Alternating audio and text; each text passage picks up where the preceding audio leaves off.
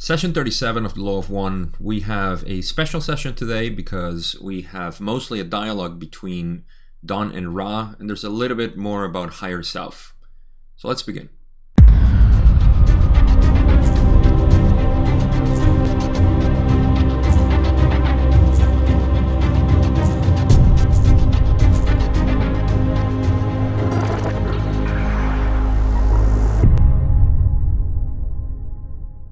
So, like I said, this session is going to be mostly a dialogue between Don and Ra about the material that they had channeled already that they wanted to publish in the first book at this point, and there was a response from the publisher which we're going to get into. And just this is a good time to peek through the window of the L&L research and see how excited they were about the information they were channeling. Don had expressed already at this point that he felt that this was the work of his life, and for sure it was. And it shows the efforts that Don was already making only a couple of months into the raw material channeling, that he wanted to make it available to everybody.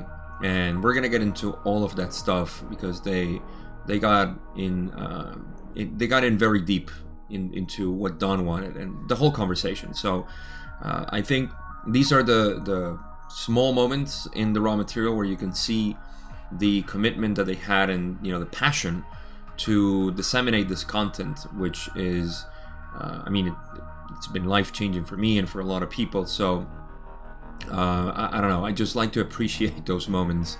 And there's a couple of things before we get into. There's some higher self questions at the end. We have created some background already in the past two videos about the higher self in terms of Ra. So the last two questions are going to be really easy, for us to answer and just get into them. But before we get into the questions themselves, I had the opportunity to contact the people in NL Research. So I wanted to ask them, how many books they have sold. As you're going to see in this session, their whole thing was that they wanted to create, this material available for everybody, and they had some issues, which again, it's part of the questions, and we'll get to that. But it shows already that they wanted to put that out there for all the people that were going to benefit. And when Don died, and this is why I kind of want to make this mention, is that when Don died, they couldn't see any fruits from their efforts at that point. And now 40 years later we can see how much it has gotten attention. Now I'm not gonna lie to you, the law of one in general, and the raw material especially, I'm really surprised that there has been such an interest in spirituality and metaphysics and all this unknown philosophy in general, and somehow the raw material continues to be a kind of obscure work that it's not popular. It's a great accomplishment that Gary Bean told me on an email exchange that they had already sold over 100,000 copies, and while that doesn't mean too much in the grand scheme of things, it is a lot, for what Don initially expected. And I think that's a great tribute, for all the work that these guys have done to maintain in a pristine way everything that they have channeled, and especially the Law of One, the raw material. So with that in mind, they also have had some forums where they had some numbers, hundreds of thousands of posts, and I believe 11,000 or something members. So it's still a small community. I don't want this numbers to sound like wow, it's a lot, but it just shows that this material is still very hidden for some reason. And the sheer value that I find as somebody who is seeking, and I could say that maybe me, because I haven't been spiritual or into metaphysics my whole life, and I just got into this, but it really resonates with me. So maybe I'm missing other work that it's phenomenal. But to know that other people who have been around this for a long time, and I mean around metaphysics and spirituality and all of this, when they get into the raw material, they feel like this is, their PhD, that this is like, wow, everything, it's put into context here, everything, like even history and so on. So for this to be a material that is still kind of obscure and not popular, you can even see it in YouTube. It's only a couple of people have had exposure or have broad exposure to this material. Scott Mandelker, Brian Scott, Aaron Apke are the biggest ones. I'm doing my small contribution here, but you can see that in general there's not much talking about the Law of One. So to me it's just shocking. Maybe because I am so in love and so passionate about this that it just looks kind of weird from this side. It's like when you have moksha or nirvana and you have this boom, this great awakening and expansion of consciousness. Then you go back to the city or work and you're like, such a pity that people don't see this. It's not like you don't see them, you don't denigrate them, but it's just like, it's a pity, that people are not more people are looking into this, especially now with the, with the new age spirituality. Like there's, in any case, I just wish more people were interested in this, and I guess that's my hope for this videos. In any case, so I have also a couple of statistics that I wanted to share, because the lawofone.info, which you can find always in the description of my videos, that's the one that has the raw material in perfect form to me. Toby Willock was the one that created the re-listen version and the raw contact, which is, he sat and listened to every cassette, every audio, piece by piece, and transcribed everything, and it was just a phenomenal work. So in any case, he has statistics in his page, and I wanted to share that with you so you can see. The first one, you can see it's only a couple of the stats, so you can see the the line. You can see the growth over time in the years for the past 13 years or so, and there is a slight decline in 2019, only because they activated a new code for anti-bots. So that's that little decline that you see there, which actually makes it more reliable in terms of how much human traffic they have. That sounds weird, human trafficking. Human visitors, not bots. So with that in mind, you can see now the other stats where they have, you can see more of the hits and so on, and you can see why I kind of like just made it into the first one to show you the big incline or increase of the first two statistics, and then these other two where you can see also a huge increase, but it kind of shows flat the other two, so I wanted to make this 3. So what does this mean? It's picking up. It's a lot of interest into the Law of One has been growing. I can see it also in my Spanish channel, because there was nobody talking about the Law of One in Spanish, and that was my initial intention, to create something in Spanish, because nobody on YouTube had actually talked about the Law of One, aside from maybe uploading some recorded versions of the books, ebooks, and so on, but nobody talking about it. And after that, I met a couple of people who also started around the same time that I did. So it's almost like it's in the collective consciousness that we all picked up. So it's about 3 of us that have been talking about the Law of One, and I've mentioned one of them already, who is phenomenal. She has great insights into all of this, and in any case, there's a lot of interest picking up, and not that I care too much for this to pick up interest, it's just something that is there, and I just love to see more people be interested in this. I'm not really concerned with this material being disseminated, to be honest. What I do it because I'm passionate about it. I don't promote the channel. I don't really care. We just reached 1,000 subscribers, which is awesome. So I have more feedback from you guys, and I have more knowledge coming my way. In any case, I'm doing this a very long introduction into talking about the Law of One. Forgive me about that. And yeah, we can get into the first couple of questions, but I just wanted to establish that, because this session it's talking about the Law of One material. and I had to give my impression. So in any case, let's get into it, and we'll start with first question that I need to make a transition. Yes, all right, transition. There we go. All right, so the first question that Don had is Ra familiar is Ra familiar with the results of our efforts today to publish the first book that we did? Ra says this is correct. Then Don says, let's keep reading. I don't know if you can comment on the difficulty we will have in making the Law of One available to those who would require it and want it. It is not something that is easy to disseminate to those who want it at this time. I am sure that there are many, especially the wanderers, who want this information, but we will have to do something else in order to get it into their hands in the way of added material, I am afraid. Is it possible for you to comment on this? Ra says, it is possible. Don says, will you comment on it? And I want to say that it is my fantasy that you guys ask me a question in the comments in this video, and I will answer just like Ra. It is possible. Can you comment? Yes, we will.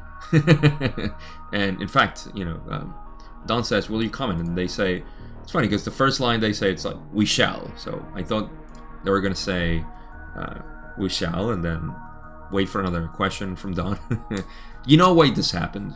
Ra always wanted a specific question. We've talked about this. I just think it's funny. Anyhow, Ra says, firstly, the choosing of this group to do some work to serve others was of an intensive nature. Each present sacrificed much for no tangible result. Each may search its heart for the type of sacrifice, knowing that the material sacrifices are the least. The intensive commitment to blending into a harmonious group at the apex of sacrifice. Under these conditions, we found your vibration. We observe your vibration. It will not be seen often. We do not wish to puff up the pride, but we shall not chaffer with the circumstances necessary for our particular contact. Thus you have received, and we willingly undertake, the honor duty of continuing to offer transmissions of concepts which are, to the best of our abilities, precise in nature and grounded in an attempt to unify many of those things that concern you.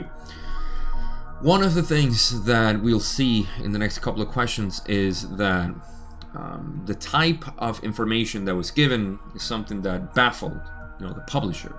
And so Ra is saying at the beginning that, I think it's pretty self-explanatory, but I just wanted to comment and tag along with what Ra was saying, that everybody in the group sacrificed something. And they mentioned in book 5, or in the beginning of this session in the lawofone.info, if you read it, Carla mentions what she believes were their sacrifices, and each had their sacrifice, and that created the condition of harmony for Ra to contact them. So they're establishing that first as, this is the reason that we do this, and they say under these conditions they found you, or they found them, they observed them. And it's interesting for the people that ask me sometimes, do you think we can channel Ra again?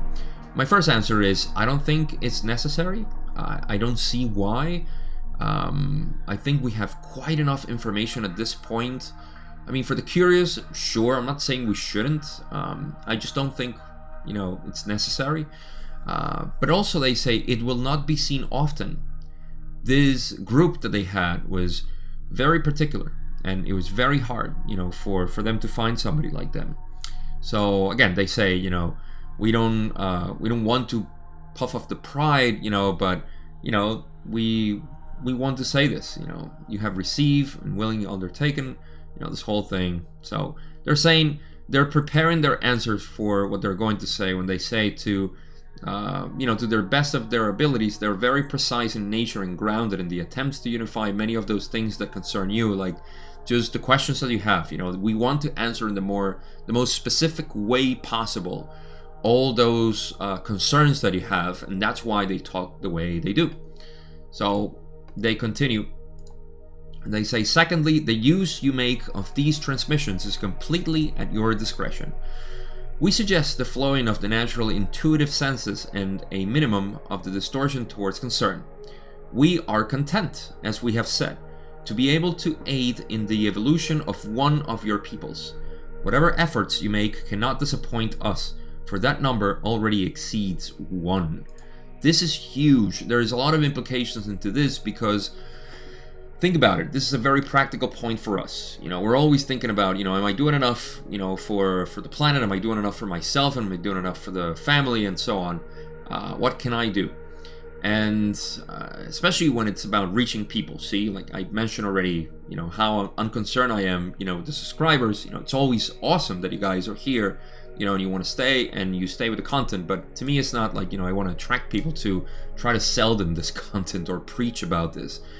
To me, it's just, I'm just expressing myself. It's very therapeutic. And hey, if it helps anybody who is studying this to get a different perspective and they can create their own opinions to and their own model, like I said, philosophical model on this, then great. But see how they say, we are content, because they're saying that, the use you make of these transmissions is completely at your discretion. Ra didn't even intend to create a book or something. They were just happy to talk to them and say, wow, you guys are listening to us. This is awesome. Because to me, you can also see it poetically as they were injecting consciousness into the planet. So once one person assimilates this content, it's already seated in the collective consciousness, and it's just going to await that time for growth. So I like to think that also, anybody, any of the ascended masters, all the elder rays that has been here, and they died already, or they ascended or whatever, their consciousness is still with us, and we access that. That's why it's to me there's a lot of accessible information for us through meditation. In any case, that's just a way to see it. So they say, we suggest the flowing of the natural intuitive senses. Basically, do what you want to do, what you feel is right, and a minimum of distortion towards concern. Meaning, don't worry about what's going to happen. Just do what you think is right. And see, Don wanted to create this. He started it, and I mean they started it, but he started this desire to communicate it to all people, and that's fine. He put the seed, and now it's just growing over the whole planet. We are content, they say. We're not concerned, basically. As we have said, to be able to help basically one of your peoples is enough. You cannot disappoint with whatever else you want to do, because that number already exceeds 1. And it does exceed 1 because the 3 of them were nourishing themselves from this. So that means that there's even more spreading, because each one of them had their own. And Jim McCarthy's still alive. Not that, Carla and Don didn't, after their death, they still, distill all this information back into the collective consciousness, as I see it poetically. So I think there's a lot to take out of here, practically, like I said, because we are concerned sometimes with how many people we're going to reach with our, message or whatever. And the whole point is just to express yourself, and be who you are. And, if one person, that's why I always say, actually, I repeat what Ross said, if one person is illuminated, I think they said, are not all illuminated. So I just love that part. Anyhow, we have next question where Don says, I have been very hesitant to ask certain questions for fear that they would be regarded, as I regard them, as questions of unimportance or too great a specificity, and thereby reduce our contact with you. In order to disseminate some of the information that I consider to be of extreme importance, that is, the non-transient type of information have to do with the evolution of mind, body, and spirit, it seems almost necessary in our society to include information that is of little value, simply because that's how our society works, and how the system of distribution appraises that which is offered for distribution. Will you comment on this problem that I have? You can see Don's hesitation here. I love when he pauses, when he says, that's how our society works. It's almost like I feel him just taking a deep breath and saying, that's just how our society works. Alright, so in essence, what Don is saying here is like, Listen, I'm very cautious about the questions that I'm asking because they may be regarded as unimportant or too specific, and I don't want to lose the contact with you guys. So, but it seems to me that I need to be very specific with the information, because otherwise I'll be doing some little information or little value because that's what the society wants. So, can you comment on the notion and the reality, which is still today, the reality that a lot of people are not interested in this stuff. They just see it and they're like, please, aliens? No. Which is why I don't like the word alien. It's a terrible word. Even extraterrestrials. I like interdimensional beings or higher consciousness beings because, I don't know, it just feels more appropriate. But that's how people regard this stuff, aliens. Yeah, aliens talking through somebody, channel, what is that? What is meditation anyways? But it is, that's Don's concern. He's saying, what am I going to do? I mean, the information you're giving me is so specific and is so valuable. But the people out there just want, are there UFOs out there? Are we alone in the universe? And here's Ra saying, everything from, the Big Bang all the way to soul evolution to the next octave. So, mind-blowing, not even close. Just beyond that. So yeah, that's Don's question. So Ra's answer now. Ra says, we comment as follows. It is quite precisely correct that the level and purity of this contact is dependent upon the level and purity of information sought. Thusly, the continued request for specific information from this particular source is deleterious to the substance of your purpose. Moreover, as we scan your mind to grasp your situation as regard to the typescript of some of our words, we found that you had been criticized for the type of language construction used to convey data. Due to our orientation with regard to data, even the most specifically answered question would be worded by our group in such a way as to maximize the accuracy of the nuances of the answer. This, however, mitigates against what your critic desires in the way of simple, lucid prose. They have something else to say, but see, I find so fascinating that they're talking about the language that they use, and this paragraph itself is just so packed with beautiful, specific information about the very minute point when Don says, actually, they're saying, that moreover, because the first part, let me go back. I get drunk on these words. It's quite precisely correct that the level and purity of this contact is dependent on. Yeah, we know this already. The reason why Ra cautioned many times at the beginning, like, that's transient information. We don't want to talk about that. We can, but we don't.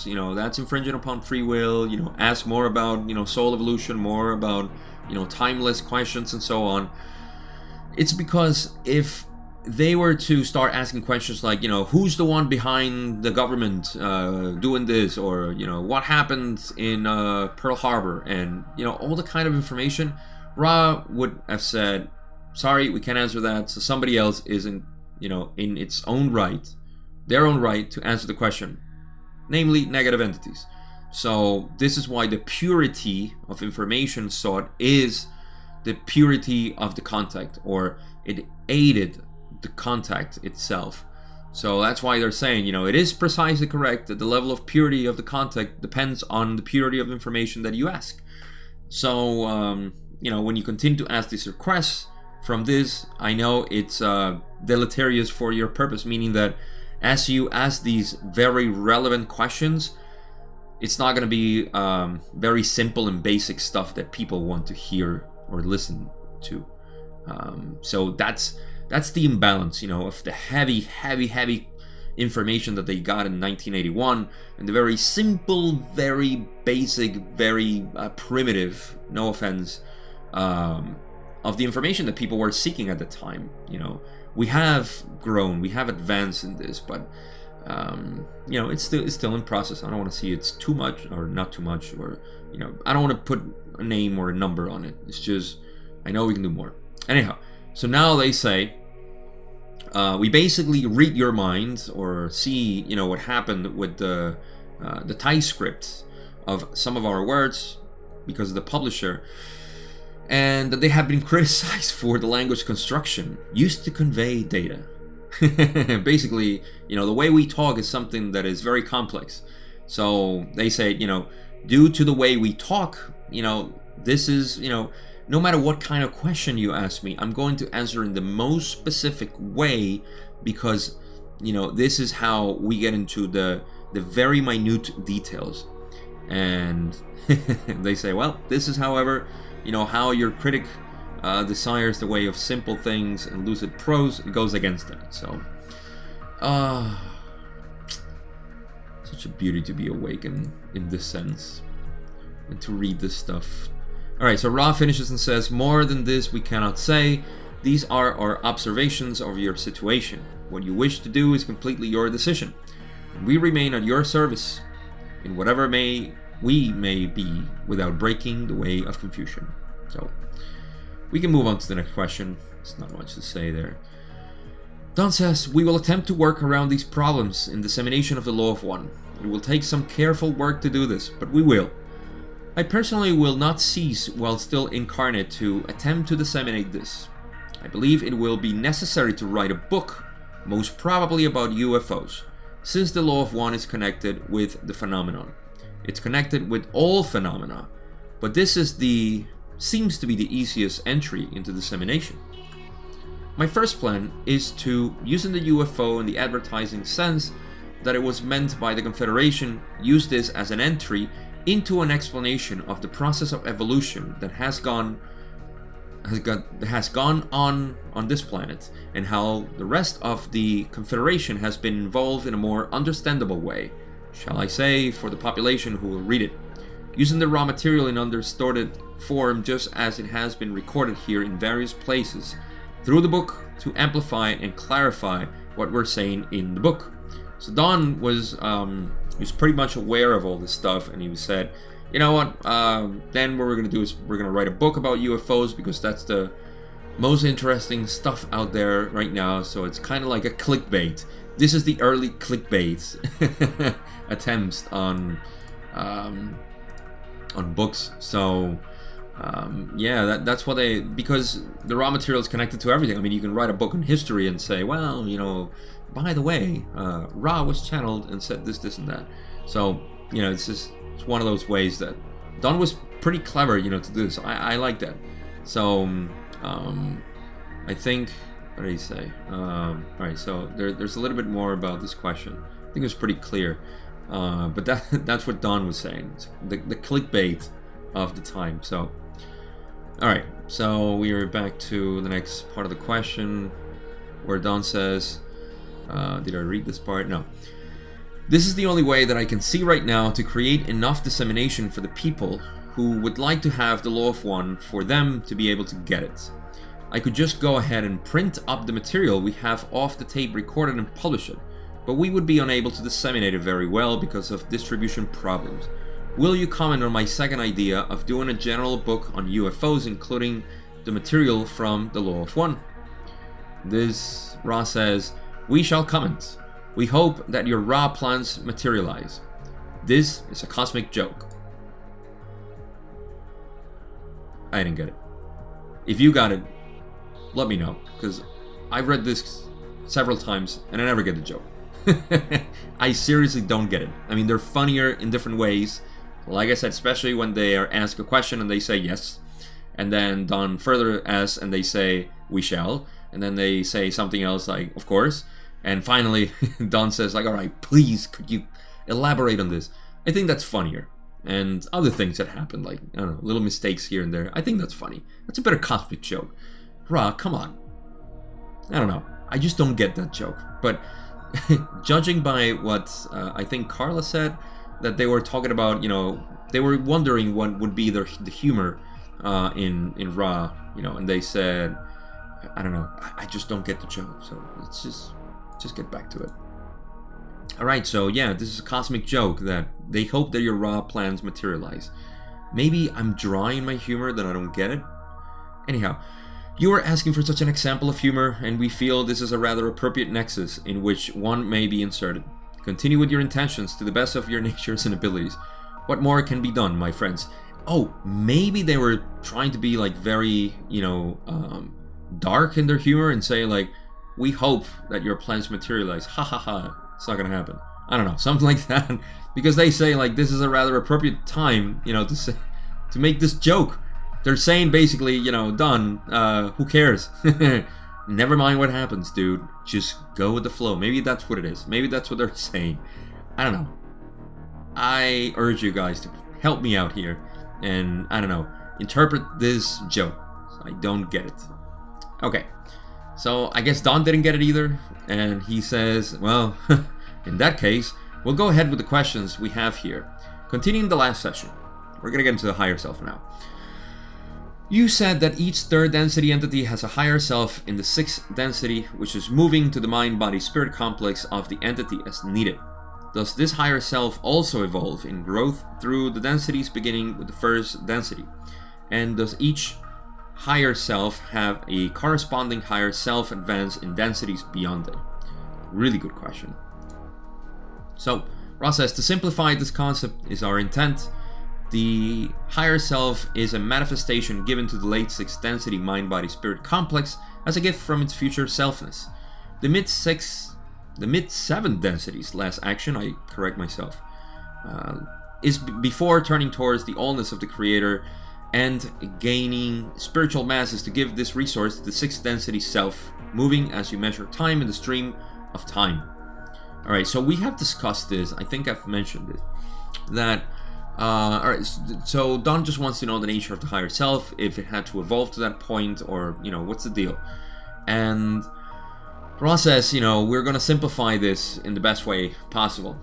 Like I said, the higher self is in sixth density, we can see it. I tried to see spiritual time, I like to call it spiritual time, which is evolution, all the way to the creator. And there is time that goes by with the harvest and all this. I talked about harvest in the different densities, which takes millions of years in the different densities, 4, 5, and 6. So there is time that's passing for us to evolve, and it's all right. We can repeat and stay in this game, this sandbox that I call the creation as a sandbox. But the point is that the higher self is at 6th density. And it's a gift from mid-7 density. That says a lot. That says that it's that, in essence. Let me introduce this little analogy. Actually, it may be very, not so much an analogy, but very similar to a description of what's happening. You see, the self dissolves into oneness when it gets to the creator. And we know, they talk about spiritual mass here. They mention it here. Yes, spiritual mass. See, as the 7 density entity, mid-7 densities entity last action is turning towards the allness of the creator, basically moving into infinite spiritual mass, what they do is that they reflect back the higher self to the 6th density entity. So it's almost like in the games, if you play StarCraft 2, the adepts, actually it's a pretty good name for a unit here, because the adept is, it's us. We are the adepts here. So the adept has like almost like a mirror. I forgot what it's called, but it's like a reflection of itself, which can project and then kind of like move there, teleport there. In any case, this is what the 7 density is doing to the higher self. It's projecting all that information to the higher self, and the higher self receives this. So now the higher self is not only, as they'll explain, it has all the information from its own experiences, but also the allness of the creator. It's almost like a reflection from the creator, right? And the analogy that I wanted to make, which is closer to probably what's happening, is that, see, a black hole in physics is this massive body that attracts everything, attracts light to the point that not even light can escape it. Because the gravity well is so big that not even the almost 300,000 kilometers a second that light travels at can escape it. So it has that gravity pull. I forgot what it's called. Escape velocity. So because of that, anything that falls into it will never come out, because nothing can go faster than the speed of light, so on. So something happens before you are absorbed by the black hole, is that for an observer outside of the black hole, if I see you go in, it'll look like you just stopped in time. Like time stopped right there. And I'm gonna see a reflection of you, dimmer and dimmer and dimmer, but still there. Which is also kind of holographic if you think about it. That's how holographic projections work. But in any case, so what's happening is that you are being absorbed by the black hole for sure, but you're still having a reflection. Now the same thing is happening here with the higher self. That reflection is what the higher self sees, but it's a spiritual kind of reflection. So, I thought that was very curious, especially because they say that a black hole is that which has achieved critical spiritual mass or something like that, but is related to spiritual mass, because that's what we do. And if you think about it over again, you can see that our evolution, it's nothing but trying to get to the creator. And what other way to get to the creator but in a gravity well, a spiritual gravity well, where we just unite with the logos, the sun. All stars eventually have, I'm not sure how this works in science. I know, the majority of them may not become black holes, but it is implied there is a black hole in the center because they're actually like white holes. There's a whole, argument there, but I don't want to get into that because I'm actually not very sure, what's happening. We don't know if what science, is saying, conventional science is saying, complete, and we don't know. We don't have enough information from, channel material and other higher beings attempting to talk about this stuff. But you can see the analogies there, or just a similarity. It makes sense. It just creates unity in my mind about all this stuff. All right, so Ra has more to say. Hope that was helpful. So Ra says, this self, the mind-body-spirit complex of late sixth density, has then the honor duty of using both the experiences of its total living bank, or memory, of experienced thoughts and actions, and using the resource of the mind-body-spirit complex totality left behind as a type of infinitely complex thought form. In this way, you may see yourself, your higher self or oversoul, and your mind-body-spirit complex totality as 3 points in a circle. The only distinction is that of your time-space continuum, all the same being. Okay, so this is the part that I got ahead of myself as usual. And they say, so now this self, the higher self basically, has the honor duty of using both the experiences of its total living bank, basically what the incarnated being, us, is doing and has been doing, which is an extension of itself, and also the experienced thoughts and actions of, and using the resource of the mind-body-spirit complex totality left behind as a type of infinitely complex thought form. So, see, it's like the mind of the creator is being projected. It's not the creator's mind because it's not infinite. It's a portion of it, and that's why it's not seen as a creator. But for me, it's like a laser beam from the creator saying, "Here we go. Here's everything. All answers you can get from here. All possible paths back to unity is projected onto you, the higher self, and the higher self says, whoa, infinite high speed or infinite speed internet for all the information, or infinite, information in essence. So, in this way you may see yourself. That's another thing. It's important to see yourselves, and I emphasize this a lot. It's important to see ourselves as a complete entity, not one fragmented portion of something else, like higher self. Oh, I gotta talk to my higher self. You're talking to yourself, and your higher self is not out there or inside here. You can say it's inside here, but your higher self is you. It's about your consciousness and how you perceive reality that allows that consciousness to be processed in your mind. So I like to say this because sometimes I get the impression that in metaphysics and spirituality there's a lot of segmentation, and we forget that we are just one being. Anything and everything that needs to exist is right now, and it's our purpose, or our potential purpose, to seek that. I don't want to say that it's what we're supposed to do. Who am I to say that? Just my impression. But see, this is why it's important to see the totality self, the higher self, and yourself as 3 points in the same circle. And now the circle is you, is the creator. You are the whole thing. You are the whole cosmos. You are me. Me are you. Yeah. We are the same thing. So, anyhow, I can go on philosophizing as usual, but we're approaching the last couple of questions, if not the last question. Don says, does each entity have an individual mind, body, spirit complex totality, or do a number of entities share the same mind, body, spirit complex totality? What a fantastic question Don has. And Ra says, both of these statements are correct, given the appropriate time-space conditions. Each entity has its totality, and at the point at which a planetary entity becomes a social memory complex, the totality of this union of entities also has its oversoul and its social memory complex totality as resource. As always, the sum, spiritually speaking, is greater than the sum of its parts, so that the oversoul of a social memory complex is not the sum of the oversouls of its members' entities, but operates upon the way of what we have called squares, and what we grasp you prefer to call doubling. Alright, we'll get into the math in a little bit. But first, it's a really good question, because does every entity has, how do we distribute all of this stuff? I mean, we're all the creator in essence. So keep that in mind.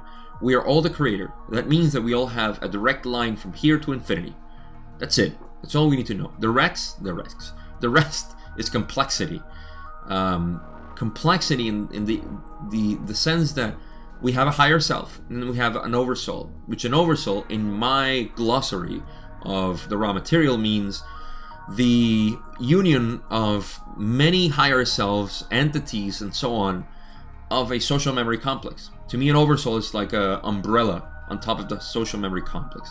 I know Ra uses it sometimes interchangeably with higher self, but then they use galaxies interchangeably too, so I'm confused.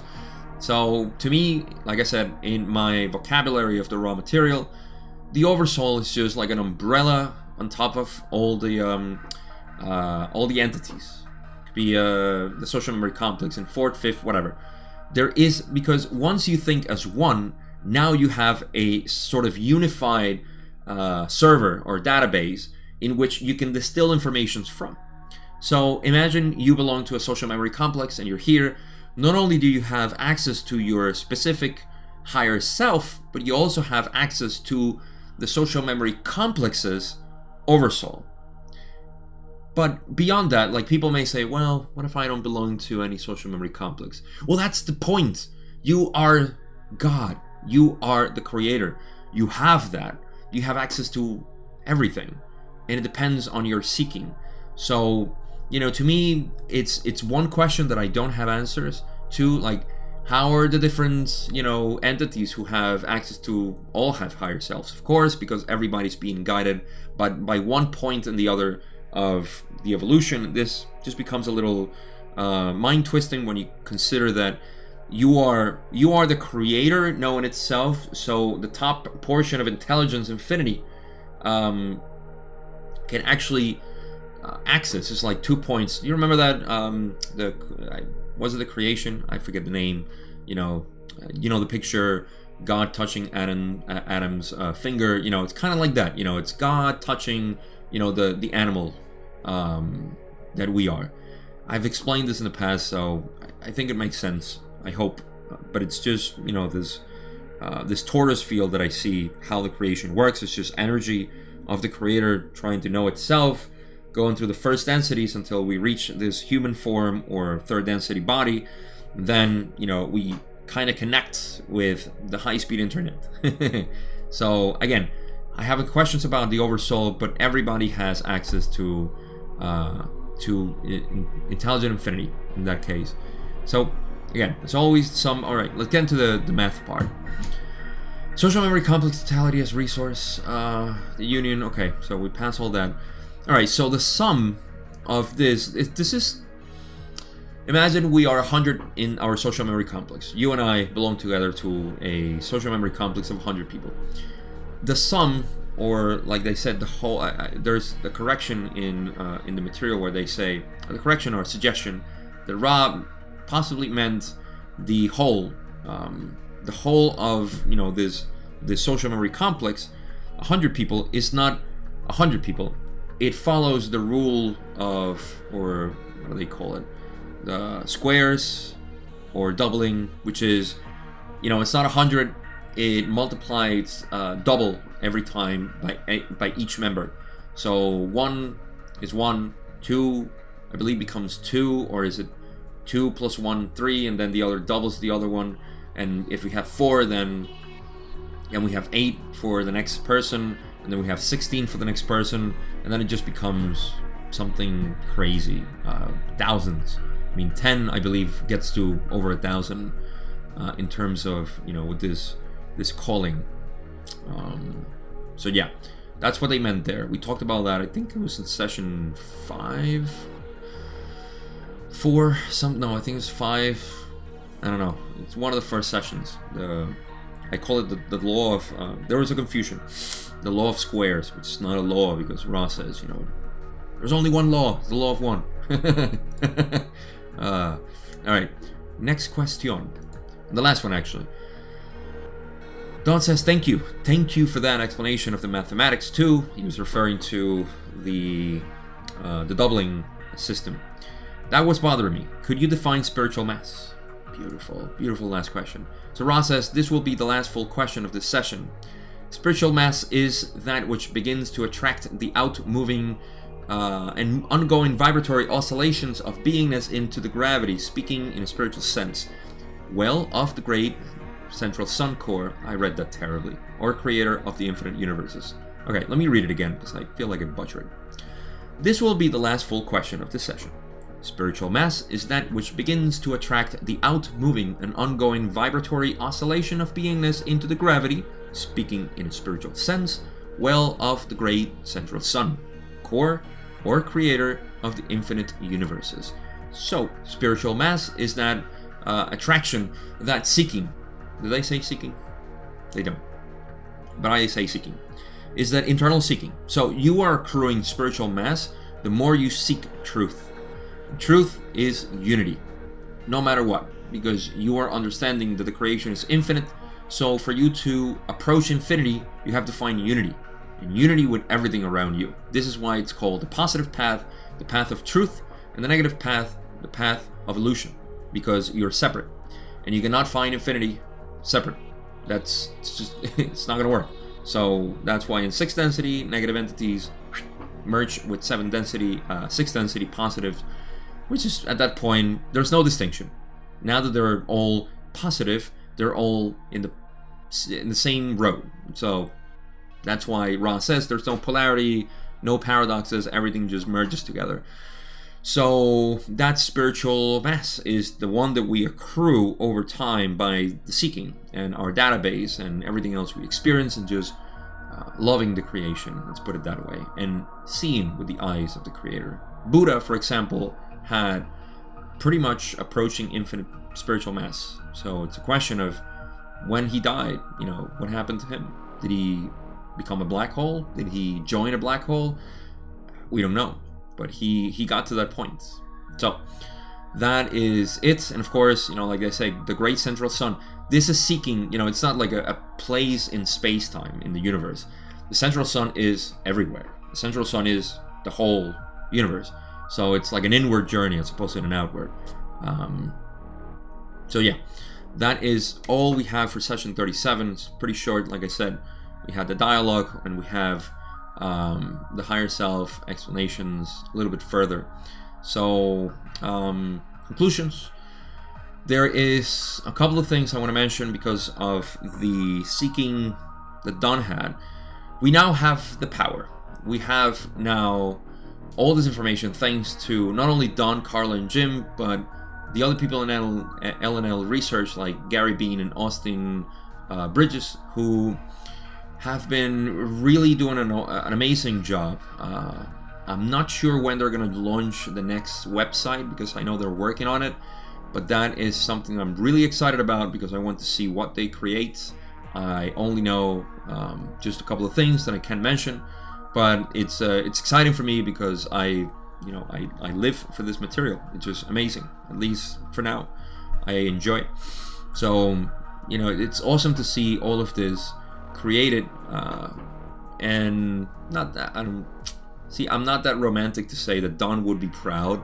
I mean, we are proud of this, and we are Don. We're all him.